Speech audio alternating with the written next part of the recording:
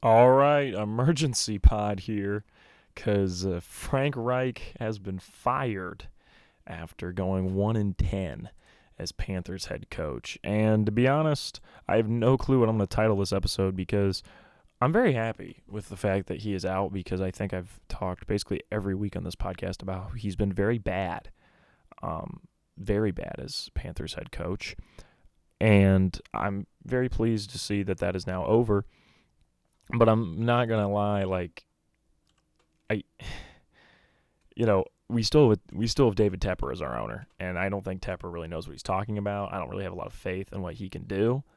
Um, right now, if I Google Carolina Panthers, NBC Sports, David Tepper is a problem with the Panthers. David Tepper angrily leaves locker room after Panthers lost to Titans. That's from Panthers Wire. Um, you know, while I completely think that Reich's done a bad job, Tepper's the one who hired him. So, you know, yeah, I think Tepper is obviously a big issue. But here's the thing: you can't fire your owner. You're stuck with your owner. So, you know, special teams coach Chris Tabor or Tabor. I actually genuinely don't know how to pronounce his name. He's gonna be interim head coach. It's funny because special teams has probably been our best part of the team, so it makes sense that we promote him. But you can't get rid of your owner, David Tepper, but you can get rid of your head coach. And I can't believe people online are like, oh man, Frank Reich wanted to draft C.J. Stroud. Look, Stroud's amazing, but if Stroud was here, he would not be doing as well as he's doing in Houston. Would he be doing better than Bryce Young?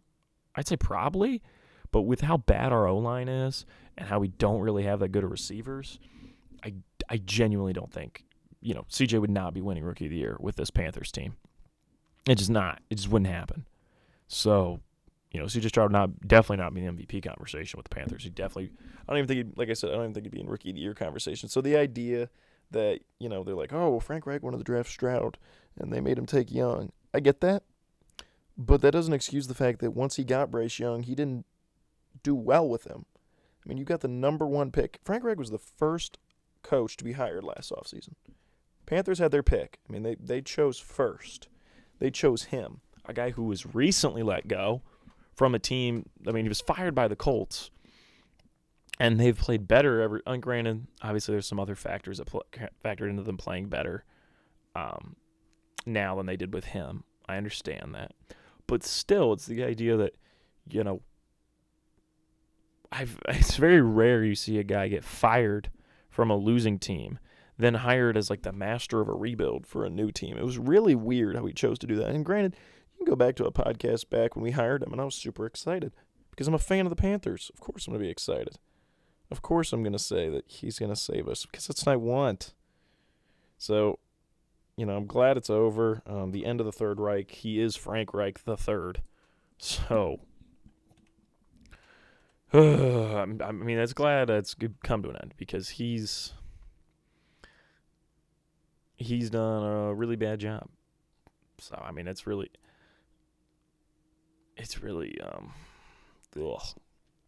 Yeah. It's it's been rough, but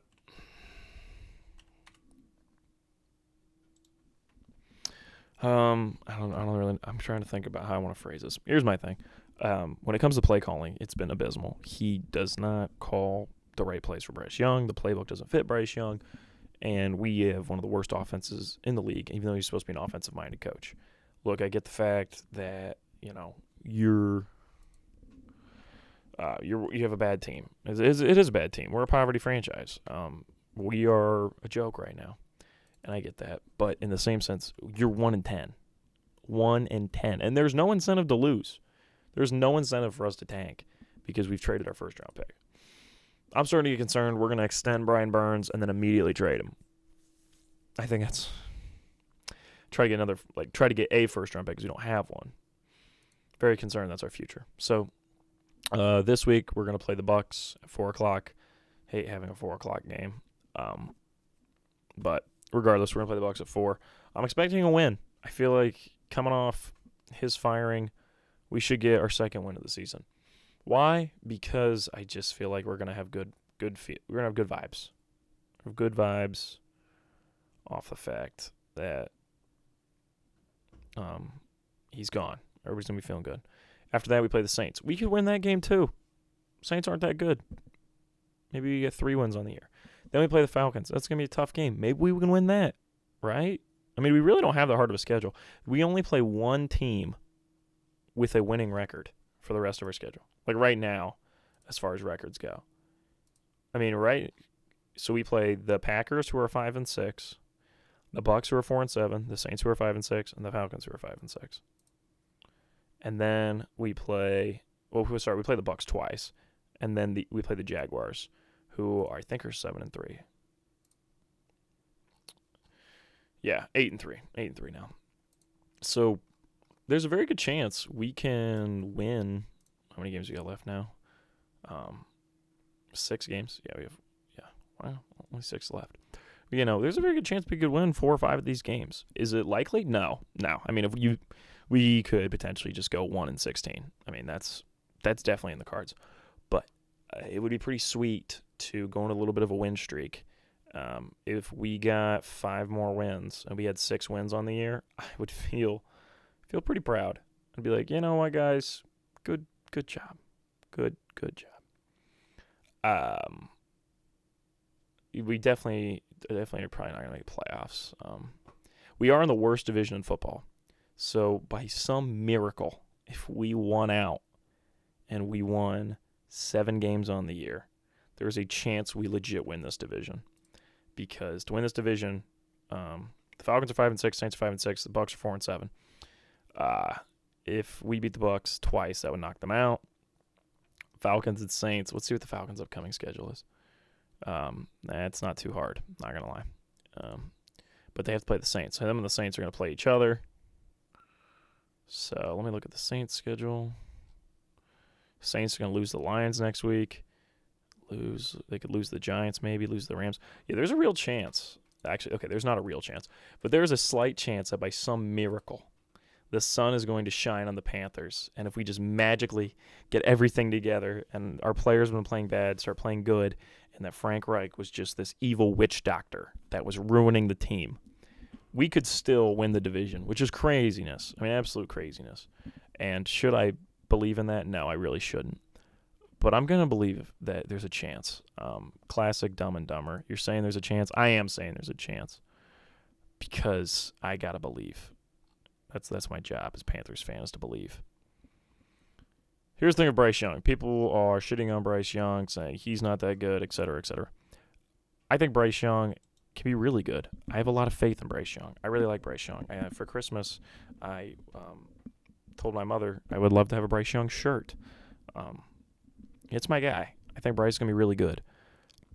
I think we need a better O-line. We need better receivers. We need better D-line. We need better secondary. I mean, we pretty much need better everything except quarterback. I think Bryce can be really good, but we have to change the play calling system to fit Bryce Young. The current system is not for Bryce Young. Frank Reich likes to run offenses for guys like Carson Wentz. That's what he builds his offense for. Bryce Young's not Carson Wentz. The draft read on him was Honey, I Shrunk Joe Burrow, which I don't know if I completely agree with, but I'm happy to hear that. Let me look up Bryce Young NFL comp from when he was about to be drafted. Let's see what they were saying. All right. We got NFL.com. Let's see what they had. 99 production score, 82 athleticism score, total score 92. Damn. Let me see. Okay, do they have I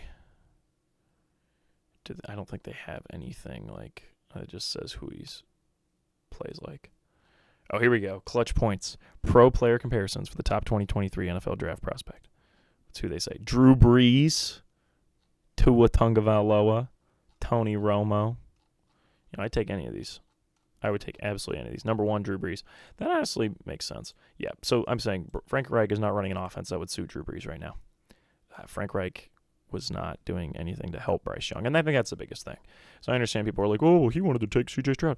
Okay, I get it, but they didn't do that. And then he needed to change his plans and start trying to benefit Bryce. He had Bryce all off season to try to make a team for Bryce, and he did not. And I understand David Tepper does some dumb stuff. But at the end of the day, this is the quarterback you have, and I think we should be buying into Bryce because I think he's very quality. There's a reason he was taken number 1. I think Bryce can be really good. And we just got to find the right coach. Now, as far as who that coach is going to be, I would love Brian Flores. I know they're probably going to go offensively minded, but I would love Brian Flores. I love Brian Flores. Anybody who's listened to this podcast for a while knows I love Brian Flores. I think he's really good. He took the Vikings from being one of the worst defenses in the NFL last year to now being, I think I just read today that they're top 5 at this point, which is pretty crazy. Because early on in the season they were kind of struggling. But I can't name you a Vikings defender other than Danielle Hunter. So that shows, he's doing the Lord's work over there in Minnesota. So Brian Flores, credit where credit's due. I think the big one is the OC for the Lions, Ben Johnson. That's like the guy that I think everybody thinks we're going to get because we tried to get him last year. He declined the offer. Very young, 37. And I think that's really pretty much who everybody expects us to go out and try to get. I think an interesting one is maybe we get Jim Harbaugh. I know it's crazy, but if he decides to leave Michigan due to everything going on, maybe the Panthers are the destination. I don't know if he exactly fits Bryce Young or what we want to do, but I'm saying that's intriguing. I'm just saying we're going to be looking for a new coach, and I really hope we get a good one. And so it's probably like Ben Johnson's who we're going to be looking at, maybe Flores, but I think Ben Johnson's probably going to be the top pick because we already wanted him before, and he said, no, I'm sticking with the Lions. So I think it'd be tough for him to turn it down twice. I think Ben Johnson's does really good work with the Lions, so I would love to see him come to the Panthers. I think it'd be interesting to have Harbaugh. I'm not going to lie. I think it'd be pretty cool if Jim Harbaugh came to the Carolina Panthers. But I feel like if Harbaugh's going to the NFL, he's going to the Raiders. I don't know why. I feel like he fits the Raiders. I just see it. I don't know why that is, but I just do. So I'm really trying to think of what other openings there are going to be at head coach. I mean, if the Raiders, they could keep their interim guy. He's doing pretty well. But they never do that, even when they do well. We should have stuck with Steve Wilkes, is what it appears like right now. Just saying. Really should have stuck with Steve Wilkes. But whatever. We got Bryce Young, and I'm happy to have Bryce Young. I just want somebody who's gonna make him better. And I think maybe Ben Johnson is that guy, but it'd be pretty crazy if we ended up with Jim Harbaugh. I don't think it's gonna happen. I do think Ben Johnson's gonna be who we're gonna get, but that would be pretty freaking crazy. So yeah, Reich is fired. I'm happy with this. Obviously, you don't like to cheer for grown men losing their jobs, but in the same sense, he was doing a bad job. So I'm glad he's out, and I want Bryce Young to benefit, and I want the team to be good. So it appears like we're moving towards that, and that's really good news. So I'll catch you on the next one. It's been a little short pod here, and I'm currently working up something a little different, and I'll talk about that in the future. So then we'll be back Thursday with the usual NFL podcast. Got to talk about the Michigan-Ohio State game. That'll be exciting. And so we got a lot to talk about this episode. Next episode 73 on Thursday.